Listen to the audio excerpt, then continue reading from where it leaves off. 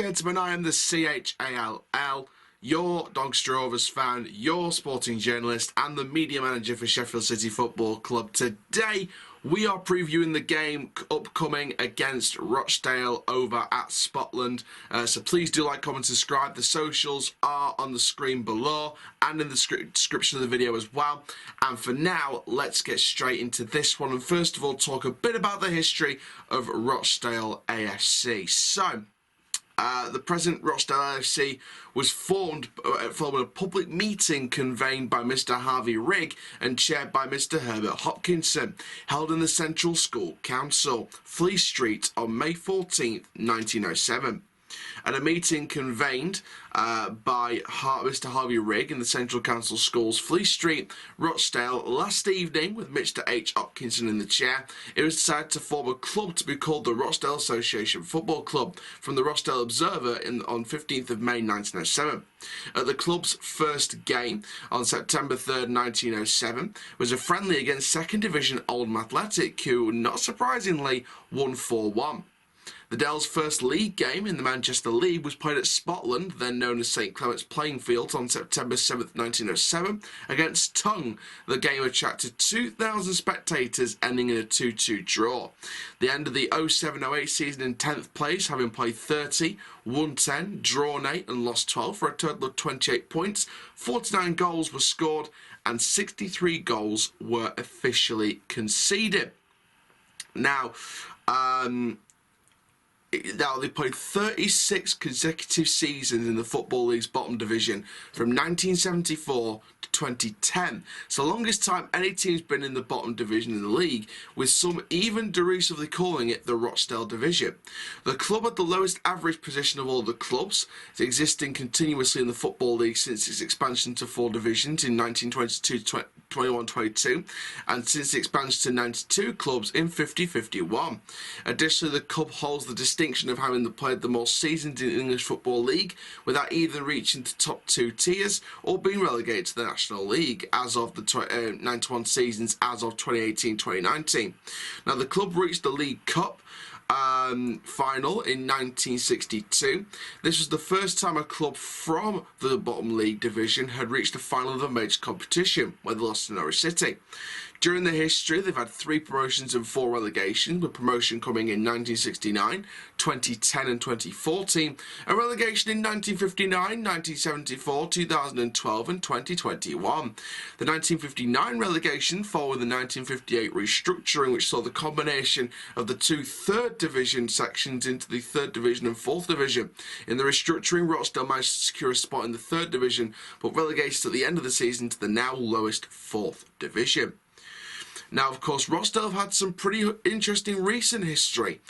On June 2011, manager Keith Hill at the time joined Championship club Barnsley. Former Manchester City apprentice and youth coach and current Rovers assistant manager Steve Eyre was confirmed as Hill's replacement. But it didn't last long for Steve, as he was sacked after 27 competitive games in charge, the team having recorded just 4 league wins in this time. Eyre's last game was a 0-0 draw against Yeovil, which Yeovil's keeper René Jean Martin played the second half with a dislocated finger. Director of Youth Chris Beach was then appointed as caretaker manager, and of course they drew 1-1 with Preston with an equaliser from Daniel Bogdanovic scoring on his debut. Beach's 5 games in charge ended with a 5-1 defeat by Stevenage and a 3-0 defeat to Bottom Wycombe Wanderers. John Coleman was confirmed from Accrington in January 2012 as a successor to Steve Eyre and left the club where he'd been for more than a decade. Coleman's first match in charge was a 3-0 win at home to Bury in the local derby. However, on the 21st of April, Rochdale lost 2-1 to Chesterfield, resulting in relegation. Coleman and Bell's contracts were terminated by Rochdale in January 2013, following a poor run of form. Now, of course, in the 2014-15 season was the club's most successful yet. They missed out on the playoffs by 6 points, eventually finishing in 8th place, their highest league placing.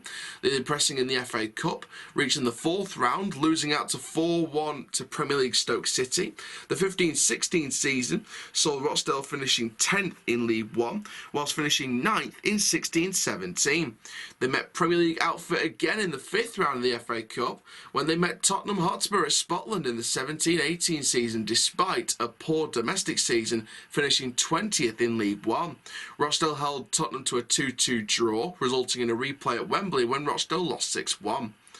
Now, of course, they had an EFL Cup third round game in the 1920 season when they lost 5-3 on penalties at Old Trafford against Manchester United after holding the Red Devils to a 1-1 draw in normal time in front of 5,500 travelling supporters. They also reached the third round of the FA Cup when they managed a 1-1 draw at Premier League Newcastle, resulting in a replay 4-1 defeat at St James's Park. However, the COVID-19 pandemic forced the cancellation of the season after 34 matches, and final league positions were decided on a points per game basis, meaning Rochdale finished 18th. Now, Robbie Stockdale did not last long this season and was quickly replaced, well, eventually replaced, by Jim Bentley, who is the current manager. Rochdale currently occupy one of the places inside the bottom two with Hartlepool United, and will want to get out of that position very, very soon. So that is the history of Rochdale. Now, obviously, it's going to be very, very interesting to see exactly, what happens in this particular game. I think that Rochdale, for me, like I said, even though they're in the bottom two, I think you can't exactly rule out the fact that they could still provide a shock if they're more up for it than we are. For me, Rovers need to be on it, and they need to seriously be thinking time and time again. They need to be on this game. They need to be on the front foot. They need to be doing what they did in the second half against Crawley, not what they did in the first half. Because for me, the first half, even though we changed the formation, like I said with the Crawley game, in the first half against Crawley, even though we changed the formation, they were still playing the same style as we were playing with the 4-2-3-1. It was the same style of football, and it just was not working. We were playing too passive. We were playing deeper. And we just weren't advancing onto Crawley. And then the second half, we pummeled them. Because why? We changed the way we play. We came up with more force, with more attacking intent. And that's what McJeffrey needs to go with. He needs to spot Rochdale, the position they're in, acknowledge the fact that they won the previous weekend against Colchester, who were managerless at the time. Now it looks potentially likely that Matt Bloomfield's going to be the manager at Colchester. So very interested to see what happens there. Take advantage of the fact they won last weekend, but also take advantage of the fact they are still in the bottom two. Go at them from minute one, because if you put them under pressure, they will concede goals. They are succumbed to conceding goals. So, for me personally, don't need to go off it from minute one in that 4-4-2. I need to go for it. So, that's how I should be looking on this game anyway. We should be looking at the second half of Crawley, look at the way we were playing compared to the first half. And then, if we're 2-3 up and we need to see a game out and Rochdale's starting to put a bit of pressure on us, don't play deep, but just see the game out defensively. Don't let go of the ball so quickly. Keep hold of the ball for a bit. Pass it around, play it around, utilise your game management. That's got to be the style. We've got to go at them from minute one, and then when we feel like we're in a comfortable position, make it a bit more passive, make it a bit more stylised, make it a bit less give it and go and just keep the ball for a bit longer. And just, control the game. When it's more comfortable, control the game, utilise your game management. That's when we need to be utilising that kind of style. Passive, keeping hold of the ball longer, cutting out individual mistakes. That's what we need to be doing. So the way we're going to do that is by starting the right kind of lineup. Now, we're hearing several unnamed players could be touch and go at the weekend. We don't know who those are yet. Taylor and Rowe will once again miss this weekend, which is obviously a shame. However, we still won without them, so we can manage without them. We can't use that as an excuse on the weekend. The several unnamed players are going to be interesting to see who they are. But let's go into this particular one then. So my team lineup prediction is as follows. Mitchell in goal, back four of Maxwell, Olowu, Williams and Noyle. Hurst on one wing, Molyneux on the other, Clayton and Close in the middle, and then Agard and Miller up front. And on the bench you'll have Waltman, you'll have Seaman, you'll have Jones, you'll have Biggins, you'll have Tomlin to come off the bench and make an impact. You've got... you've got your other utility players, Ravenhill if he's available, if other unnamed players are touch and go for the weekend. Olowu obviously, leading the line in the back four, so you'd have Faulkner as your sort of backup option as well as Adam Long. So there's options there. There is definitely options there. Score prediction wise, finally, Like I said, I'm confident about this one. We need to be doing what we do for the second half, and if we do that, I'm confident we'll go from the minute off and absolutely go for it. So I'm going to go for a 2-0 win off the confidence of last weekend. Not just because that should be the scoreline we should be minimum trying to aim for, but also, you know, no offence to Rochdale, but we should be getting a win against this lot. We should be getting a win against this lot. And the reason why I think that is because consistency needs to be McSheffrey's key now. He's seen the positives of the 4-4-2. He's seen the positive things we can get out of that formation, especially in the second half against Crawley last week.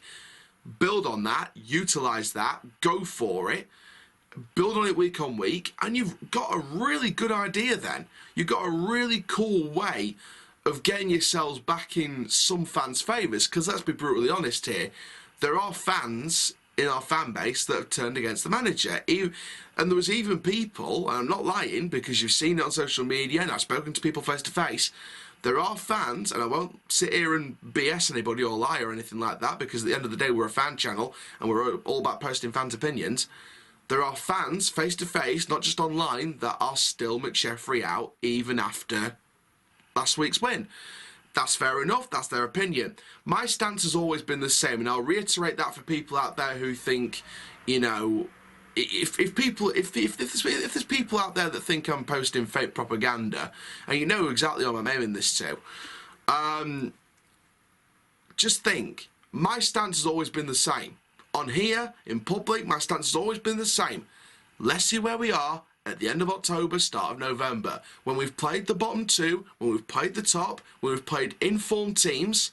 Let's see where we are at the start of November, and if we're in a comfortable position where we are comfortably in the top 10, top 7, and we are in and around that bunch, then, you know, I've got confidence that McSheffrey can take us further. If, and I'm only saying this as an if, from tomorrow, starting with that Rochdale game, up until the end of the month, with that last game in October, start of November, we go on a massive losing streak or a non-winning streak, and we slip down the table and we're in a position where we're nowhere near the playoff spot, so we need some kind of change.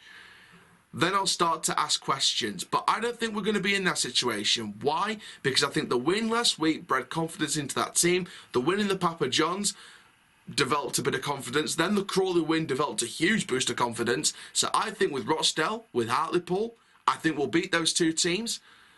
And then it comes to Leyton Orient, top of the league. What revenge on Richie Wellens. If we get a point out of Leyton Orient, I will take that. And the reason why I'll take that is because they're top of the flaming league. So, and you know, did I expect we were going to win the league this year? No. Did I expect promotion this year? I expect us to be in and around that bunch, because that's what we should be expecting. We should be trying to get back in the League One as soon as possible. So we should be around that playoff bunch, minimum. So, you know, it's all about the bigger picture. It's all about expectation. Am I expecting us to beat Leyton Orient? No. Am I expecting us to beat Rossdale and Hartlepool? Yes. And that's no offence to Rossdale and Hartlepool. That's just the way the cookie crumbles. So, out of the next 3 games, we should be expecting a minimum 6 or 7 points out of 9. That should be the minimum. If we get 9 out of 9, that's even better, because I wasn't expecting us to beat Leyton Orient at all. So, beat Rossdale and Hartlepool and just see what we do against Leyton Orient. If we play the way we've done against Crawley, if we keep playing that way now and keep winning games now, then no reason at all why we can't at least try and get something out of Leyton Orient. Try and get something out against top of the league. Battle for it. Don't just crumble because it's top of the league. So, but that's top of the league. That's a couple of weeks away. That's 3 weeks away.